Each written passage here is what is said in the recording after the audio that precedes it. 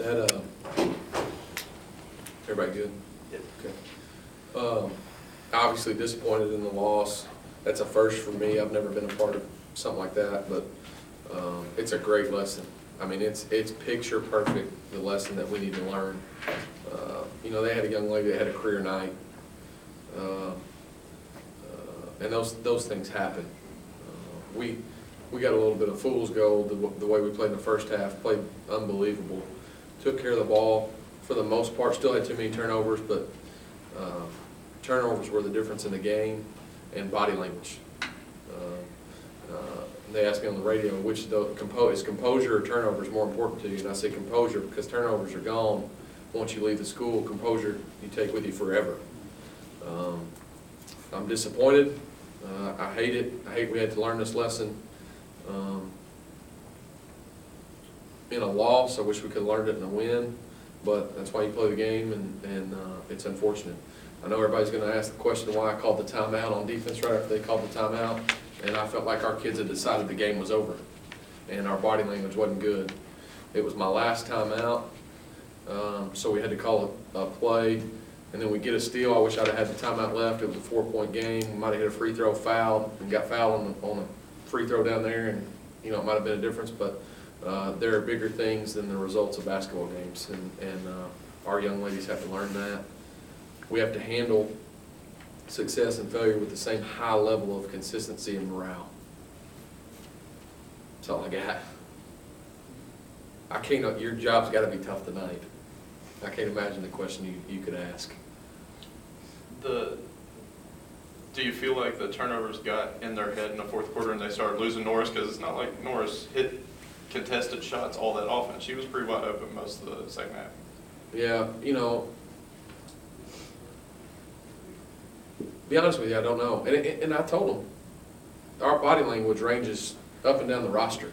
Because if it was one person, I can fix that. Mm-hmm. You know, they'll let me handle that. But it's any given night, it's any given person, and it's a crapshoot, and it's a guess. I'm telling you, I told you guys before, this has been the toughest year I've had with that, with just poutiness, you know. And the reason it bothers me so much is because I think they're great people. I think our team is great people. But you know, we've got to earn plays, not just games. We've got to earn plays, and you got to put plays away. Just like we got to put this day away, you've got to put plays away. Whether it goes in, you can't celebrate. If it goes out, you can't pout. You got to move on to the next play. Shayna, for you all on the court, I mean, you're going into the fourth with a 12-point lead, and you all had turned the ball over a pretty good bit to that point, but did you all still feel comfortable going into the fourth that you could handle the pressure? Yeah, we even talked about on the court. We were like, we got this. Let's just keep pushing. Let's take care of the ball. That's just not what we did. We didn't follow the game plan. Did it feel like you all blinked and their head? I mean, I was sitting there writing, and I look up, and there's another steal. It was kind of especially towards the end when they got like 3 in a row. I was like in the middle, like, wow. I actually looked at T, and I looked at TP like, wow, we actually just now let them catch up. We were up by like 17. What is it about their pressure is the most difficult to handle? I just think they're overall just quick and really athletic. I mean, that's what we practiced. That's what we prepared for. We knew what we were coming into. We knew that they were going to be face guarding up in our faces. We just knew they were really athletic. And Coach, I know that, you know, their pressure, a lot of it is just as much mental as physical, because it does wear you down and mentally drain you into that second half scenario that they want to get to. Is that tough to prepare for? Yeah, we put 7 people on the floor, so it didn't look like anybody was open. And if our roster was bigger this year, I'd put more, you know. But it's challenging. But I'm telling you, this is going to help this young team. I've also said this. We put this schedule this year to learn about ourselves. We put this schedule together to learn about ourselves. And we are.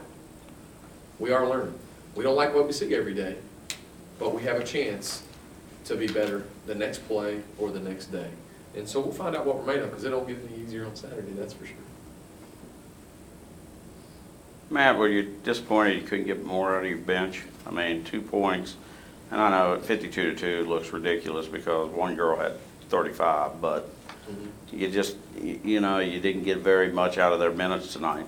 Yeah, you know, our bench is We've got freshman, sophomore, junior who's coming back from an injury in Taylor Porter, freshman, redshirt freshman. So that doesn't really surprise me. It's unfortunate, but yeah, I'm disappointed we didn't get more, but I'm disappointed we didn't get 6 more. I don't care how, more stops or more scores. Right. Less turnovers. I don't care who gets it.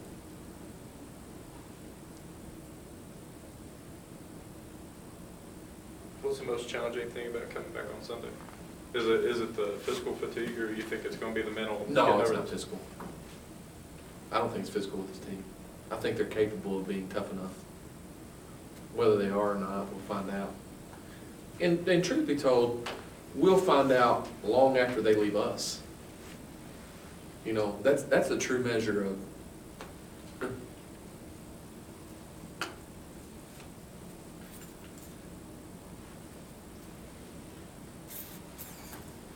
that's the true measure of what coaches do.